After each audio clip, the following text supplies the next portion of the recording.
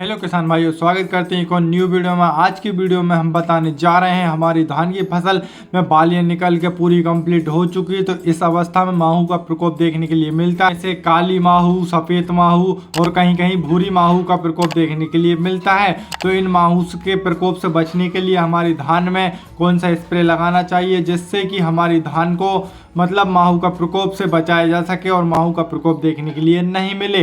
तो चलिए किसान भाइयों, इस वीडियो में यही चर्चा करने जा रहे हैं। अगर हमारी धान की फसल में मतलब पूरी तरीके से बाली निकल चुकी है और बालियां लटकने लगी है, तो इस अवस्था में हमको जो कॉन्टैक्ट बेस दवाइयां आती हैं उनका ही उपयोग करना चाहिए। क्योंकि हमको अगर हम सिस्टमेटिक दवाइयों का उपयोग करते हैं तो वो अच्छी तरीके से हमारी धान की फसल में और बालियों में अच्छी तरीके से हमको रिजल्ट देखने के लिए नहीं मिलता है। इसीलिए हमको कॉन्टैक्ट बेस दवाइयों का ही उपयोग करना चाहिए। भाई जितने भी सिस्टमेटिक दवाइयाँ होती है वो हरे पेड़ तक ही अच्छा रिजल्ट देखने के लिए मिलता है। अगर हमारी धान की फसल पूरी तरीके से पक जाती है तो हमारा धान का पौधा पीला होने लगता है और अच्छी तरीके से धान में मतलब दाने भी भराने लगते हैं। तो जिससे कि हमारी सिस्टमेटिक दवाइयों का असर हमको अच्छा रिजल्ट देखने के लिए नहीं मिलता है और इसका अच्छा रिजल्ट देखने के लिए हमको कॉन्टैक्ट बेस्ड दवाइयों का उपयोग करना पड़ता है। इस समय हमको कॉन्टैक्ट बेस्ड दवाई का उपयोग इसलिए करना चाहिए क्योंकि जितने भी जो कीट आते हैं उनके संपर्क में अगर हम स्प्रे लगाते हैं तो जितने भी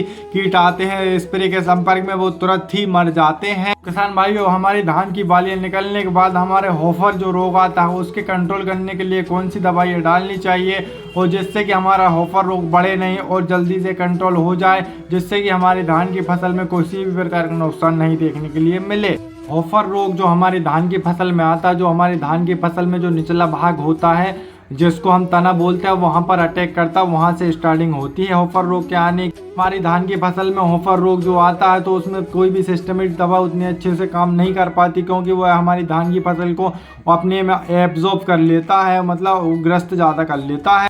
धान की फसल में होफर रोग ज़्यादा हो जाता है तो इसको कंट्रोल करना थोड़ा मुश्किल होता है, परंतु इसको कंट्रोल किया जा सकता है। होफर रोग कंट्रोल करने के लिए फिर हमको सिस्टमेटिक दवा डालना ही पड़ता है, जो बीपीएमसी आती है उसको डालना ही पड़ता है होफर रोग के कंट्रोल के लिए। बीपीएमसी दवाई का उपयोग हम दो प्रकार से करते हैं, एक तो हम इसका स्प्रे भी कर सकते हैं या तो फिर इसमें हम रेत में मिलाकर अच्छी तरीके से रेत में मिलाकर हम छिड़काव भी कर सकते हैं। दोनों तरीका भी इसका उपयोग किया जाता है और दोनों में अच्छा रिजल्ट देखने के लिए मिलता है। का अच्छा रिजल्ट लेने के लिए और आपकी धान की फसल में जो शुरुआती भूरी माहू जो लग जाती है, अगर मतलब शुरुआती माहू जो होती है और इसका अच्छा रिजल्ट लेने के लिए इसको रेत में मिलाकर छींटा भी दे सकते हैं। इसका बहुत ही शानदार रिजल्ट देखने के लिए मिलता है। पीपीएच को पूरी तरीके से कंट्रोल में कर लेती है। इसमें मिक्स करके छींटे लगाने से सबसे बड़ा फायदा ये होता है क्योंकि यह सीधे धान के फसल के जड़ के पास चली जाती है, जिससे कि तना में जल्दी से यह काम करना चालू कर देती है। में जैसे ही जाती है तो यह अपने गैस के द्वारा यह होफर